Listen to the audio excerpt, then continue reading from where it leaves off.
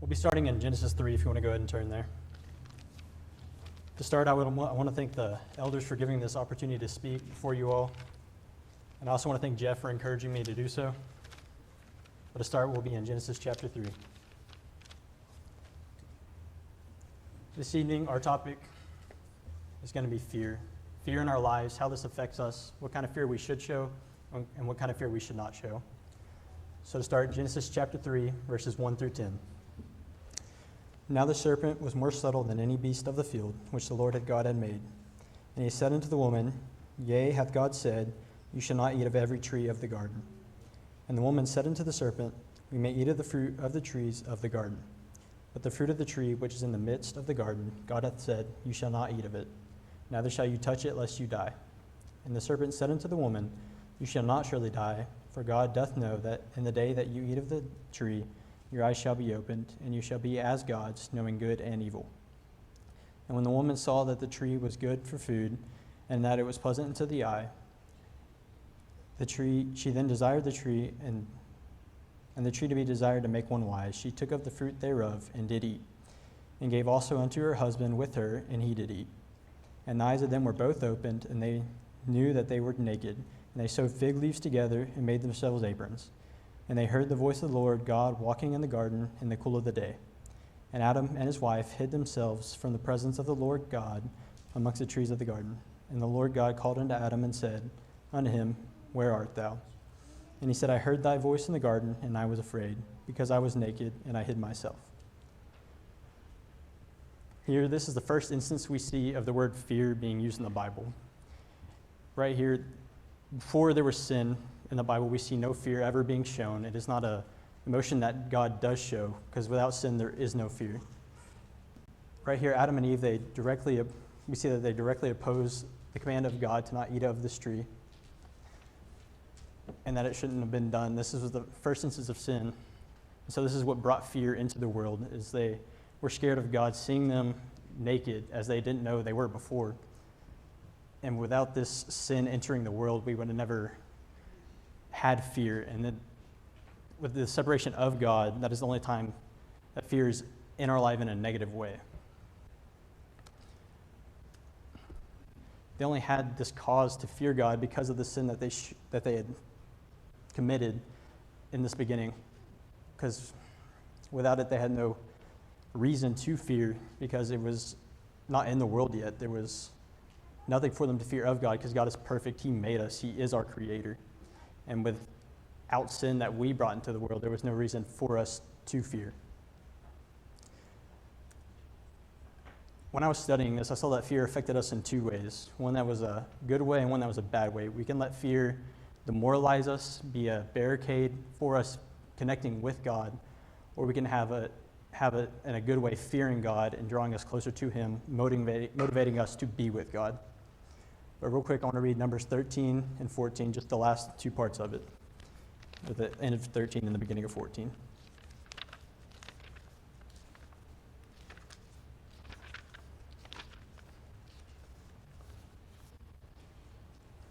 Chapter 13, I want to start in verse 29. And the Amalekites dwell in the land of the south, and the Hittites and the Jebusites and the Amorites dwell in the mountains, and the Canaanites dwell by the sea and by the coast of the Jordan. And Caleb stilled the people before Moses and said, Let us go at once and possess it, for we are able to overcome it. But the men that went up with him said, We be not able to go up against the people, for they are stronger than we. And they brought up an evil report of the land which they had searched unto the children of Israel, saying, The land that which we have gone into and searched, it is a land that eateth up the inhabitants thereof, and all the people that we saw in it are men of great stature, and that we saw the giants, the sons of Anak, which were in our own sight. We were in our own sight as grasshoppers, and so we were in their sight. And in the beginning of chapter 14. And all the congregation lifted up their voice and cried, and the people wept that night. And all the children of Israel murmured against Moses and against Aaron, and the whole congregation said unto them, Would God have that we would die in the land of Egypt, or would he have that we die in the wilderness? And wherefore hath the Lord brought us into this land to fall by the sword, that our wives and our children should be a prey? Were it not better for us to return into Egypt? And they said one unto another, Let us make a captain, and let us return into Egypt. Right here, this is when the spies go into the land of Israel, and this is when they bring back the report of the land and what they thought. Right here, we know the children of Israel are a very inconsistent people with God. And this is a very prominent part where we see them show fear in the eyes of these Canaanites that they see, this land that they've been promised since nearly the beginning of the Bible. But in chapter 13 and verse 30, we see Caleb here. He stilled the people and said, "Let us go up at once and possess it." He was confident in God's power and that promise that he had made to Abraham and Isaac, and that with the power of God, there was no reason to fear these people that were greater than them, that were giants. He saw no reason to fear these people. But as we know, the children of Israel, with their fear, had to wander for 40 years because of it. They were so afraid of these people, they wouldn't even attempt to go into the land. They didn't even want to think about it. They were so scared that they wanted to go back to Egypt, the people that enslaved them for years, and they killed them, as we know. It just baffles me how they could think that. And we see in the beginning of chapter 14, they didn't believe that God had the power to overcome these people. They were wanting to return to Egypt. They didn't think there was any point of even trying to go with them. And going forward, I want to go ahead and look at another instance with Israel. And this is later on in Deuteronomy 31.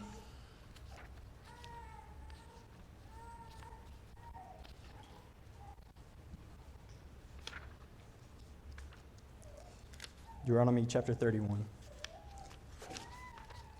This here is towards the end of Moses' life. This is when he knows that he's going to have to step down, he's going to die, and that he's not going to be able to enter into the land as he wanted to. But real quick, let's read verses 5 and 6. "And the Lord shall give them up before your face, and you may do unto them according unto all the commandments which I have commanded you. Be strong and of good courage, fear not, nor be afraid of them. For the Lord thy God, he it is that doeth good with thee, and he will not fail you, nor forsake you." This right here was the exact reason that they should have gone into the land. They should have known that God would be with them. They had no reason to fear, and that God would have helped them overcome their fear. They should have, like in verse 6, it says, "Be strong and of good courage, fear not." They had this fear for no reason. They were letting that fear be in their way and not let them draw closer to God. They should have set that aside and actually feared God and his power instead of doubting it and not letting it motivate them to enter the land as it should have. But in this instance, this is right before they do go into the land and take it. And as we know, they did set that fear aside, and they didn't have the power of God with them as they entered into the land with Joshua as their leader. And they actually did let it motivate them and the power of God to go into the land and take it. Now I want to go to the New Testament. I want to read Matthew chapter 14, verses 28 through 31.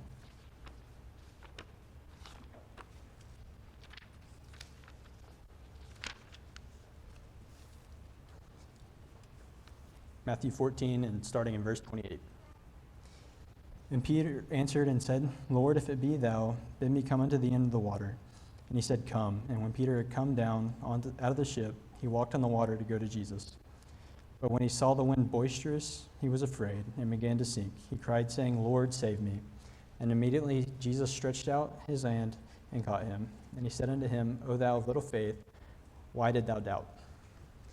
Right here, Peter, when he started onto the water, we can see that he had faith in Jesus, and he was confident walking out onto that water. And that's why he was able to stand on it and walk with Jesus there. In that moment, he was with God. He was together with him, and that's why he was able to step out on the water and not sink, as we know usually would.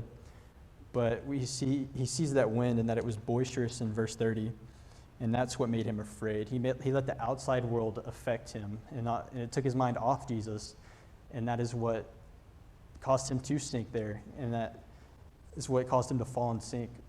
But as we see right there at the end of the passage, Jesus was the only thing that could save him there in that moment. He says, "O thou of little faith, why did you doubt?" He let that fear become between him and Jesus, and that's why he began to sink down into the water. And only Jesus there, the Lord, could pick him back up in that moment so that he wouldn't sink and then without him, he would have no hope of getting out of that water. And that was the problem there. The next passage I want to read is in 2 Kings. So if you want to go back to your Old Testament, it's 2 Kings. 2 Kings chapter 17, starting in verse 35.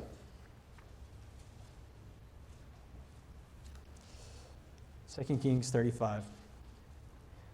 With whom the Lord had made a covenant and charged them, saying, You shall not fear other gods, nor bow yourselves to them, nor serve them, nor sacrifice to them. But the Lord who brought you up out of the land of Egypt with great power and an outstretched hand, him shall you fear, and him shall you worship, and him shall you do sacrifice. And the statutes and the ordinances and the law and the commandments which he wrote for you, you shall observe to do forevermore, and you shall not fear other gods. And the covenant that I have made with you, you shall not forget, neither shall you fear other gods. But the Lord your God shall you fear, and he shall deliver you out of the hand of your enemies. Right here, this is, God clearly states, I'm not sure if you saw it, but he states that you should not fear any other gods. Whether that be idols we set before ourselves, or that, like Baal in the Old Testament that we see that they were worshiping here. These things we need to set aside and not fear these things, because God is the only thing that we should fear, as he says here in verse 39, that the Lord your God shall you fear. This is that fear that we should have, that should motivate us to draw near to God. This fear to bring us closer to him, and should motivate us to have that faith in God and his power, as he is the creator of all things and the creator of us as well. But if you want to please turn to Psalms 27, verses 1 through 5. This here is written by David and is a psalm that he wrote.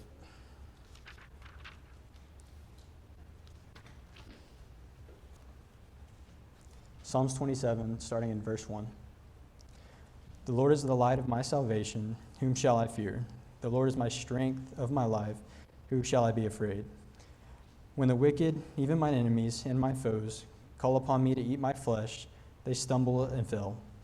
Though a host should encamp against me, my heart shall not fear. Though war should rise against me, in this will I be confident.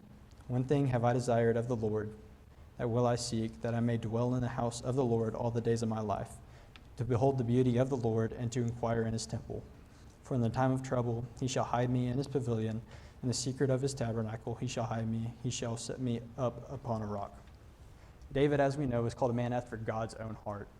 And right here, he uses Lord, the Lord here. The Lord is with him here, and he's saying, who shall he fear as long as he has the Lord on his side?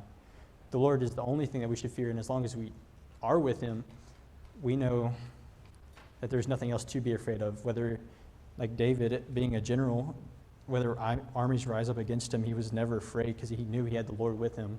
When he went up against the giant, he knew he shouldn't be afraid because he had the Lord with him. The only instance that we know that David was afraid of is with Bathsheba, as he committed adultery there, and he was scared of the children of Israel finding his sin, and then he ends up committing murder. But as we know, he comes back to God, and he starts to fear God again and not fear anything else. And that was a good thing that he did there. Real quick before I close, I want to turn to Hebrews chapter 11. Hebrews chapter 11.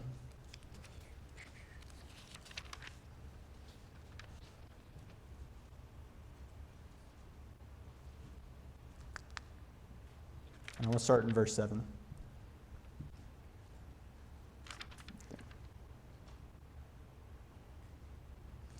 I want to start in verse 6. But without faith it is impossible to please him, for he that cometh to God must believe that he is, and that he is a rewarder of them that diligently seek him. By faith Noah, being warned of God of things not seen as yet, moved with fear, prepared an ark for the saving of his house, by which he condemned the world and became heir of righteousness, which is by faith. This is just another great example from the Old Testament of how Noah was moved by fear of God's power because he knew that flood was coming, that he took the time to build the ark as God commanded of the gopher wood and made it to his specifications. I think this is just another great example of being moved by fear in the correct way, to be with God and to know him. In closing, I want to read Luke 12, verses 4 through 9.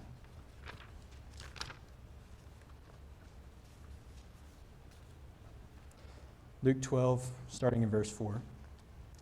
And I say unto you, my friends, Be not afraid of them that kill the body, and after that have no more that they can do.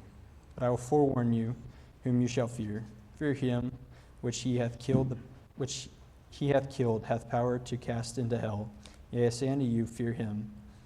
Are not 5 sparrows sold for 2 farthings, and not one of them is forgotten before God? But even the very hairs of your head are all numbered. Fear not, therefore, you are more value than many sparrows. Also I say unto you, whosoever shall confess me before men, him shall the Son of Man also confess before the angels of God. But he that denieth me before men shall be denied before the angels of God. Here we should let the fear of God motivate us to be with him and not let us separate us from him. Don't let it be a barricade in your life. Let it move you towards God. And do not let fear in your life be a sin. Do not let it unmotivate you. Do not let it be a blockade for you.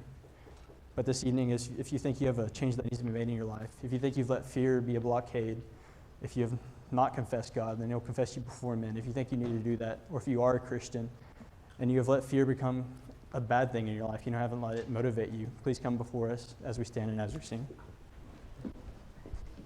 Before Jesus, oh my brother, his disciple.